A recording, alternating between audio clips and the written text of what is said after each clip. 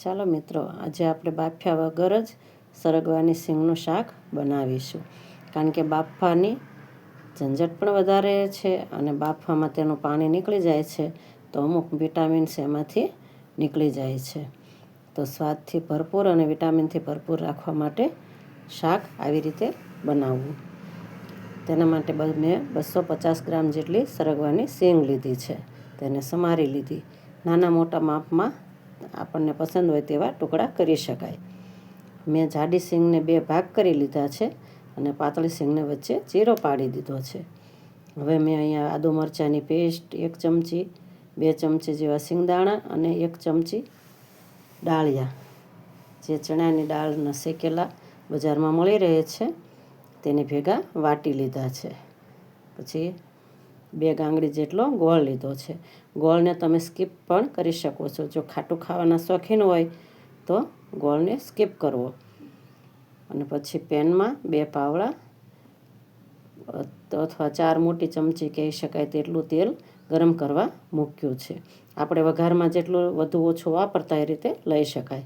તેમાં 2-4 રાઈના દાણા નાખી ને ટેસ્ટ કર્યું છે. તો રાઈ તતડે ત્યારે ખબર પડે કે તેલ આવી ગયું છે. હવે તેમાં 1 ચમચી રાઈ, જીરું, મીઠા લીમડાના 7-8 પાન એ મેં નાખ્યું. પછી એમાં હું હંમેશા મેથીને શેકીને પછી તેનો પાવડર બનાવીને રાખું છું. તો અમુક શાક અને દાળમાં ઉપયોગ કરું છું. તો મેં અડધી ચમચી જેવો તે મેથીનો પાવડર લીધો છે. આનાથી તમારા શાકનો ટેસ્ટ બહુ જ સરસ આવશે. એકાદ વાર ઘરે તમે આ પાવડર બનાવીને અખતરો કરી જોજો. પછી થોડી હિંગ નાખી, પછી પહેલાં આદુ મરચાંની પેસ્ટ નાખીશું, પછી સિંગદાણા અને ડાળિયા જે ભેગા વાટેલો પાવડર છે તે નાખીશું.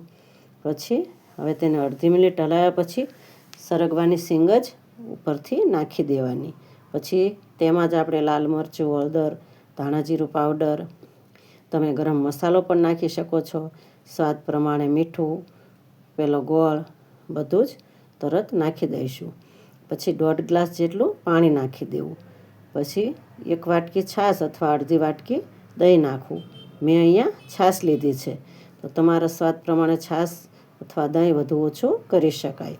હવે તેને 15થી 20 મિનિટ ચડવા દઈશું. પછી સિંગ ચારે ચડી જાય ત્યારે તેમાં 1 મોટી ચમચી બેસનને તેલમાં મોણ દઈને ઉપરથી નાખી હલાવી દેવું અને 5 મિનિટ પછી ધાણા નાખીને ઉતારી લેવું. જુઓ છે ને, સરસ મજાનું સરગવાનું શાક તૈયાર.